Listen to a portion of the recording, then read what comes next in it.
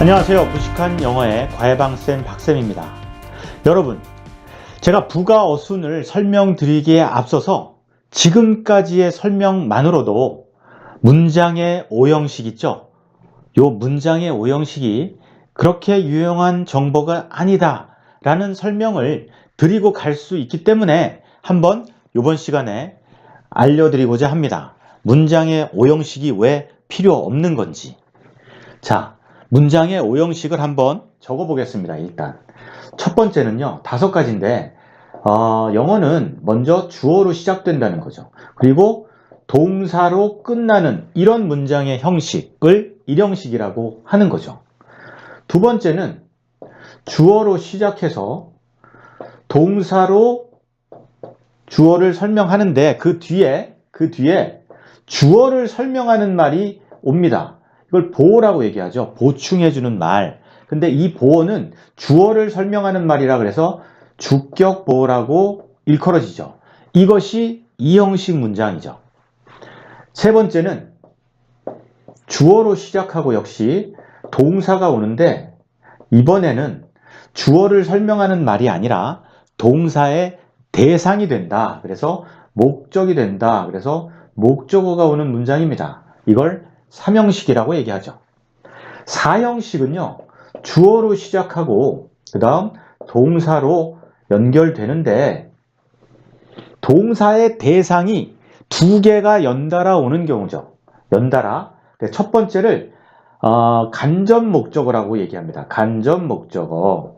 그래서 뭐뭐에게로 해석되어지는 경우, 그 다음에 동사의 대상이 또 한 번 옵니다. 그걸 직접 목적어라고 하죠.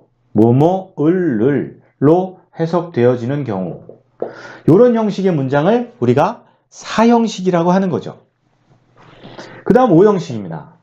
주어로 시작하고 동사로 연결되는데 그 뒤에 동사의 대상인 목적어가 오고 이번에는 이 목적어를 설명하는 말이 뒤에 이어집니다. 역시 보충해주는 말이라 그래서 보어라고 하는데 이번엔 목적어를 설명해 주니까 목적격 보어라고 이름합니다. 목적격 보어. 이걸 우리가 5형식이라고 하는 겁니다. 그런데 여러분, 일단 전부 주어로 시작하고 있죠. 영어는 문장의 5형식을 익혔기 때문에 우리가 처음에 주어가 온다 라고 아는 것이 아니라 영어는 조사나 어미가 없기 때문에 무조건 앞에 주체가 되는 말을 쓸 수밖에 없는 언어입니다.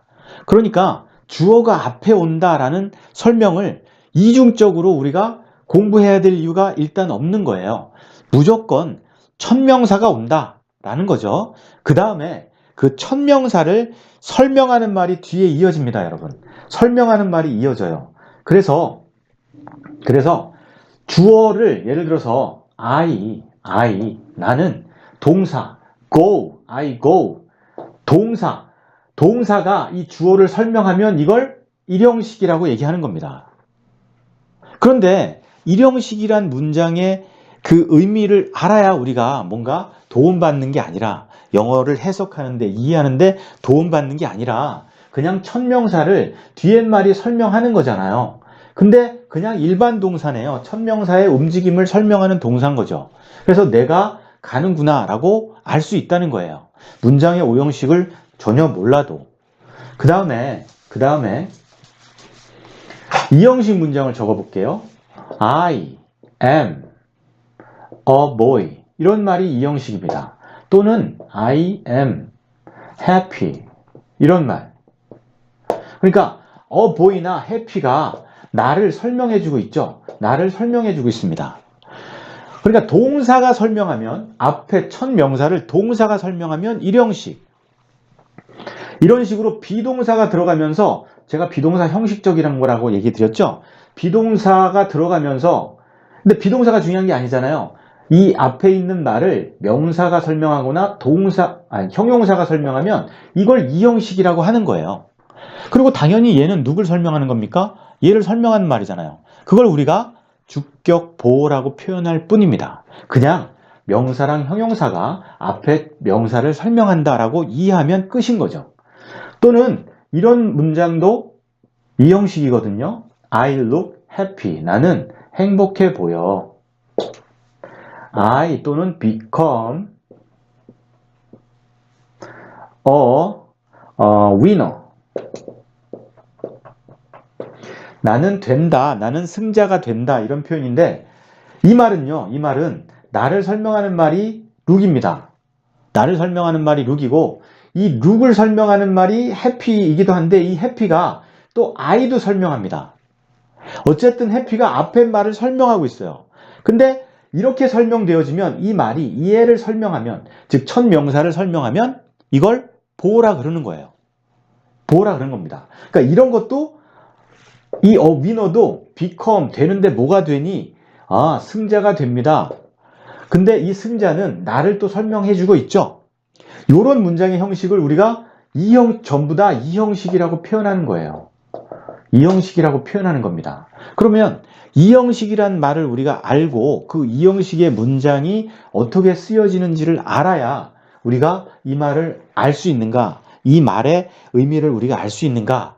그게 아니라는 거죠. 그냥 첫 명사를 뒤에 있는 말이 설명하고 있다.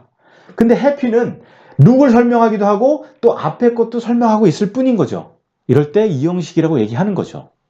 우리는 글을 보고 이해할 수 있거나 또는 내 생각을 표현할 수 있으면 끝나는 겁니다. 문장의 오형식이라는 게 그렇게 의미가 있는 것이 아닌 것이죠. 그 다음에 주어, 동사, 목적을 하는 삼형식은요. 그냥 여러 번 예를 들었던 I love you로 끝내겠습니다.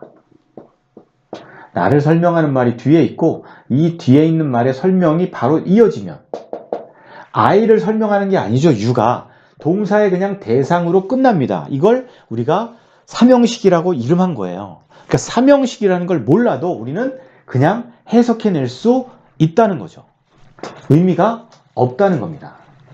삼형식이라는 걸 꼭 알아야 될 의미가 없다. 자, 이번엔 사형식입니다. 나는 줍니다. 너에게 줍니다. 너에게. 근데 선물을 줄게요. gift. 여러분, 나를 기부라는 말이 설명합니다. 그리고 기부가 또 you를 설명하죠.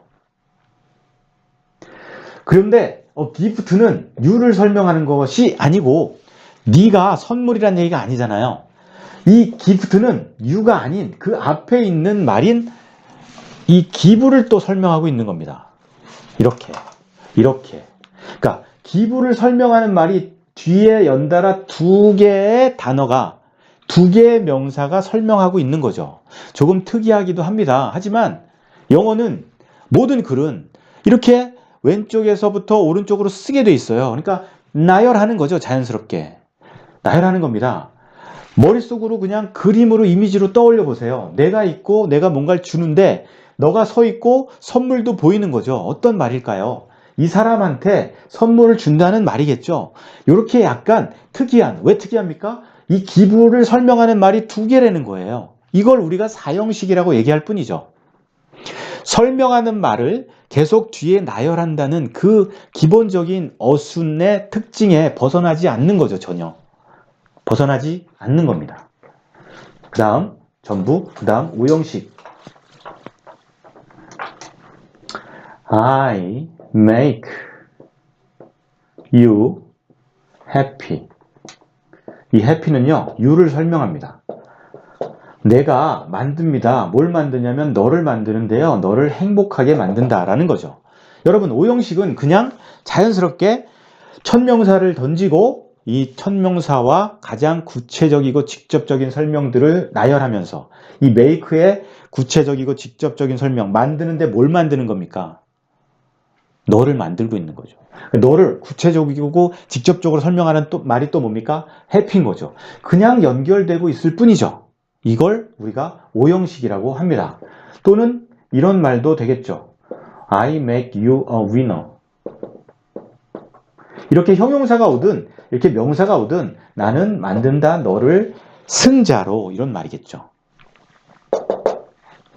그래서 문장의 오형식을 알아야 되는 것이 아니라 그냥 기본적으로 영어는 조사나 어미가 없기 때문에 첫 명사로 시작하고 그 뒤엔 말들이 앞에 말들을 설명하면서 계속 나열되어진다. 그렇죠? 그리고 제가 이걸 기본 어순 설명드린 이 시점에 설명드릴 수 있는 이유는 이 문장 성분이 여러분 모두 명사, 형용사, 동사만으로 설명되어진다는 거죠. 명사, 동사 이 자리가 여러분 명사나 형용사가 올 수 있는 거예요. 이게 명사고요. 동사죠. 얘도 명사예요. 명사, 동사, 얘도 명사인 거예요. 명사, 동사, 명사일 수도 있고 명사, 형용사일 수도 있는 거예요. 그러니까 명사, 형용사, 동사의 어순만을 설명드린다는 아주 기본적인 기본 어순, 물론 비동사도 들어가긴 했지만 그 기본 어순만으로 문장의 오형식을 그대로 설명해 버릴 수 있다는 거죠. 그리고 저는 여기다가 이제 부가 어순이라고 해서 부가 형용사라든가 수식어라고 표현되는 겁니다. 여기서 수식어. 문장 성분에서요, 수식어가 문장 성분의 일종인데 문장의 오형식은요, 수식어에 대한 설명이 없습니다. 없어요. 그리고 제가 부가 형용사라고 표현됐죠? 부가 형용사. 그리고 또 부사. 굉장히 중요합니다.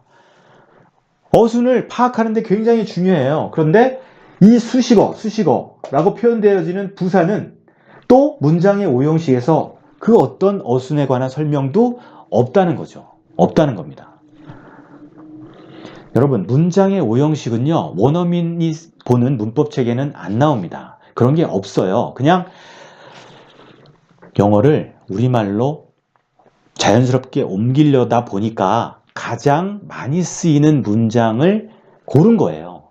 랭킹 5위 안에 드는 문장만 골라가지고 그것만 이렇게 해석하라고 알려주고 있을 뿐이라는 겁니다.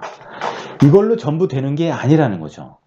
물론 제가 박쌤 어순을 다 알려드린 후에 문법 알아야죠. 그래서 문법 강의도 준비할 겁니다. 그렇죠? 하지만 진짜 영어를 이해한 후에 문법을 이해하자. 문법을 왜 이렇게 지금 설명하고 있는지 이해하자. 그 순서가 문법을 정복할 수 있는 아주 효율적인 순서라는 겁니다. 여러분, 문장의 오형식을 가지고 제가 어순을 설명하지 않는다고 해서, 문장 성분을 가지고 어순을 설명드리지 않는다고 해서 절대로 불안해하지 마시고 끝까지 계속 저와 함께 공부해 주셨으면 좋겠습니다. 그래야 노력한 만큼의 영어 성과가 오를 수 있으니까요. 오늘 이 시간 너무너무 수고하셨습니다. 감사합니다.